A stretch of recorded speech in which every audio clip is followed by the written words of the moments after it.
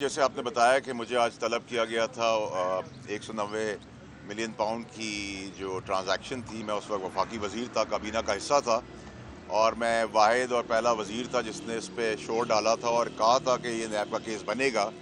और ये गलत हो रहा है। और मेरा फवाद चौधरी साहब ने साथ दिया था और शीनी मज़ारी साहब ने जब बात करने की कोशिश की थी तो उनको रोक दिया गया था।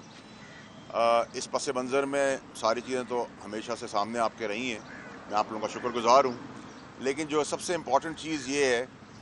कि मेरी काफ़ी डिटेल में सवाल जवाब हुए, और मैं अब ये समझता हूँ कि कौम की खिदमत अगर आपने करनी है तो हर वक्त सिविलियंस और डेमोक्रेटिक लोग या जमहूरी लोग या सियासतदान तो इसमें इन्वॉल्व होते ही हैं ऐसे घिनौने कामों के अंदर। लेकिन इसमें सबसे इम्पॉर्टेंट चीज़ ये है कि अभी तक मैं बहुत ज़िम्मेदारी का मुजाहरा करता चला आ रहा हूँ। मेरी ज़िम्मेदारी का मुजाहरा करने का मकसद ये नहीं कि ये मेरी कमज़ोरी है, ये मेरी ताकत है। और जैसे मैंने पहले आपसे कहा था कि जब मैं शुरू होऊंगा तो बहावलपुर से लेके चकवाल से होता हुआ कोयटा पे रुकूंगा। तो मैं अपनी बात पे अभी भी कायम हूँ और मैं उम्मीद करता हूँ कि कानून अपना रास्ता लेगा। लेकिन इस पूरे केस के अंदर जहाँ बहुत सारे लोगों का नाम लिया जा रहा है, शहजाद अकबर का नाम लिया जा रहा है, ख़ान साहब तक ये बातें जा रही हैं, और उसमें और बाकी लोग हैं, जुल्फ़ी बुखारी का नाम आ रहा है, बाबर अवान साहब का नाम आ रहा है। लेकिन इसमें सब जो एक नाम भूल गए हैं, जिसने सबको आर्किटेक्ट किया, जिसने सबको डिज़ाइन किया, जिसने इसमें इस करप्शन के खेल के अंदर सबसे ज़्यादा बेनिफिट लिया, उसका नाम जो है वो है फैज़ हमीद साहब। और फैज़ हमीद साहब आपको पता है कि पुराने DG आईएसआई हैं, एक्स DG आईएसआई हैं, और मुतल्लिका इदारों से मेरी उम्मीद और ख्वाहिश ये है कि इसमें कोई रॉकेट साइंस की हमें ज़रूरत नहीं है कि ये करप्शन के काम को ढूंढना। एक तो कत्ल की वीडियो नहीं होती और रिश्वत का पे ऑर्डर नहीं होता, ताने बाने मिलाए जाते हैं। तो अगर एक आदमी है जिसकी नौकरी की तनख्वाह उसका करियर स्टार्ट होने से 100 रुपये से शुरू हुई और वो 10,000 तक का मिसाल के तौर पर तनख्वाह बनाने वाला बन गया, और उसके पास 10 करोड़ रुपए की चीज़ें आ जाएं, तो मेरे ख्याल से ज़्यादा दूर जाने की ज़रूरत नहीं। और मैं इस इंसान की बाकी घिनौने जराइम से हट के सिर्फ करप्शन की दास्तान से शुरू कर रहा हूँ। बाकी मेरी ज़िम्मेदारी है कि मैं ज़िम्मेदार रहूँ और अपनी ताकत को ताकत बना के चलूँ। लेकिन इसमें अब जब पाकिस्तान उस नहज पर पहुँच गया है जिधर हम पाकिस्तान की बका और पाकिस्तान को सबसे पहले रख के सियासतदान और सियासी लोग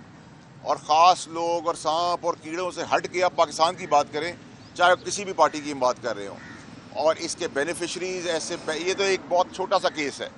जब आप अंदर जाएंगे और आज तक की जितनी भी हुकूमतें आई हैं समेत PTI के, आपको बहुत बड़े बड़े जराइम मिलेंगे। तो अभी मैं वो घिनौने भयानक जराइम की तरफ तो निशानदेही अभी नहीं कर रहा, जो मेरे अंदर राज जमा है और मैं वहाँ तक पहुँचा भी दूँगा। लेकिन आज मेरी कंपल्शन थी कि मैं ये बताऊँ कौम को कि आप जब बात करते हैं कि इसके बेनिफिशरी इमरान खान साहब हैं या शहजाद अकबर हैं, शहजाद अकबर साहब होंगे और बाकी लोग भी होंगे, लेकिन इसको मास्टरमाइंड करने वाला जो आदमी है जिसने इसको डिज़ाइन किया, इस करप्शन का सबसे बड़ा बेनिफिट उठाया, सबसे ज़्यादा पैसा इस पर्टिकुलर केस में भी, बाकी केसेस के अलावा भी कमाया और खाया और दंदनाता फिर रहा है, वो है फैज़ हमीद। और उसकी बाकियात आपको पता। और मैं भी फैज़ हमीद साहब की सिर्फ लोकल एसेट्स, पाकिस्तान के एसेट्स की बात कर रहा हूँ, बैरून मुल्क तक अभी मैं नहीं जा रहा, जाऊँगा, अभी नहीं जा रहा। उनकी बाकियात सेनेट में भी मौजूद है, दाएँ बाएँ भी मौजूद है। तो उसके तहत अगर आप पाकिस्तान के मफाद को आगे रख रहे और पाकिस्तान की सालमियत के लिए आगे बढ़ रहे हैं और पाकिस्तान की बेहतरी के लिए आगे बढ़ रहे हैं, तो फिर by and large accountability across the board होगी। ऐसा नहीं होगा कि सियासतदान की होगी, ब्यूरोक्रेट की होगी, पुलिस वाले की होगी, मीडिया वाले की होगी, कारोबारी की होगी, और कुछ पाकिस्तान या उसके कानून से ऊपर चीफ कोई जस्टिस है, कोई जज है या कोई इस्टेब्लिशमेंट से है जिसने भी जो काम किया होगा, और कुछ लोग घिनौने जराइम में मुलव्वस हैं, उनकी करप्शन की दास्तान की पहली सीढ़ी मैंने आज रख दी है पाकिस्तानी कौम के आगे, और मैंने अपना फ़र्ज़ अदा किया है और आगे अदा करता रहूँगा। और जो इमरान खान साहब ने सिखाया था, जो पुराने इमरान खान साहब थे जिनके फ़लसफ़े पे हम चल रहे थे, उन्होंने जो सिखाया था उसकी आज मैंने वो पूरा कर दिया जो उन्होंने मुझे सिखाया था। और उन्होंने हमेशा ये कहा था कि उधर खड़े होना जहाँ कोई खड़ा होने को तैयार ना हो। तो मैं तो खड़ा हो गया। खान साहब, आप वो फ़लसफ़ा सुना के मुझे भूल गए, और आप नए इमरान खान साहब हैं आज वाले, और आप ही नए पाकिस्तान में जाए। हम आपकी شاگردی میں اپنے پرانے عمران خان ان کے فلسفے کے حساب سے چلتے رہیں گے اور پاکستان کے لیے جو بہتر کر سکیں گے کریں گے۔ صاحب یہ بتا دیں کہ آپ نے فیض حمید کا نام لیا، کیا آپ نے اس چیز سے متعلق، ان کی کرپشن سے متعلق کوئی دستاویزات اندر نیب میں آپ نے جمع کرائیں؟ دیکھیے جی، میں نے جتنی بیانات اور جتنی چیزیں لکھوانی تھیں وہ لکھوا دی ہیں، میں نے رائٹنگ میں دیا ہے، سائن کیے ہیں اس کے اوپر، اور مجھے کوئی دستاویز دینے کی ضرورت اس لیے نہیں ہے کہ میں نے جیسے آپ سے کہا کہ اگر میں ایک نوکری پہ گیا اور میری نوکری شروع ہوئی 100 روپے سے لے کر، اور میں 20 سال بعد 40 سال بعد اس نوکری سے 10,000 روپے کما رہا تھا مثال کے طور پہ، اور میرے پاس 10 کروڑ روپے کے ایسٹس آ جائیں، تو کسی اندھے کو بھی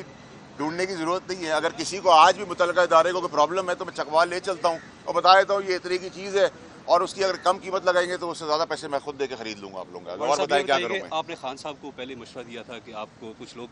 بند گلی کی طرف لے کے جا رہے ہیں، اور وہ بات آج ثابت ہو رہی ہے، تو کوئی نیا مشورہ ہے خان صاحب کے لیے؟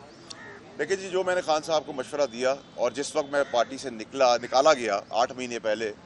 اس وقت پارٹی آسمان سے باتیں کر رہی تھی، عمران خان صاحب آسمان تک ٹال تھے اور مضبوط تھے، طاقتور تھے، اور میں ہوا کے دوسری طرف جا کے کھڑا ہوا۔ تو میں نے تو اصول کی سیاست اس وقت بھی کی، قربانی دی، باتیں بھی سنی لوگوں سے، اور میری خبریں بنانے والے آج خبریں بنے ہوئے۔ تو میں تو مشکل وقت میں نہیں نکلا، میں تو عمران خان صاحب کی زندگی بچا رہا تھا کہ ان کے اوپر گولیاں نہ چلے، میں ارشد شریف جیسے لوگوں کو بچا رہا تھا۔ میں پاکستان میں یہ جو دھرنے کی سیاست ہو رہی تھی، جلانے کی، گھراؤ کی سیاست ہو رہی تھی، اپنے عملات کو، آرمی کے دفاتر کو جلانے کی سیاست ہو رہی تھی، اس کو روک رہا تھا، اور جو میں نے کہا وہ سب کچھ 8 مہینے میں ہو گیا، تو یہ اللہ کی مہربانی ہے۔ آج وہی لوگ کہہ رہے تم ٹھیک تھے۔ اس ٹائم پہ کوئی بیوقوفی آدمی ہوگا جب خان صاحب بھی پاپولر تھے، پارٹی بھی پاپولر تھی، میں بھی ان کا رائٹ ہینڈ مین تھا، 4 کی کمیٹی کا حصہ تھا، ان کا قریبی ساتھی تھا، اور میں پیار کرتا تھا، اس پیار کے لیے میں نے قربانی دی۔ اگر میری سیاست سائیڈ میں ہو جاتی ہے اور وہ بچ جاتے ہیں تو وہ بچ جاتے، پاکستان کا نقصان ہوا ان سب چیزوں۔ خان صاحب کی سیاست بچانے کے لیے کوئی مشورہ دیں؟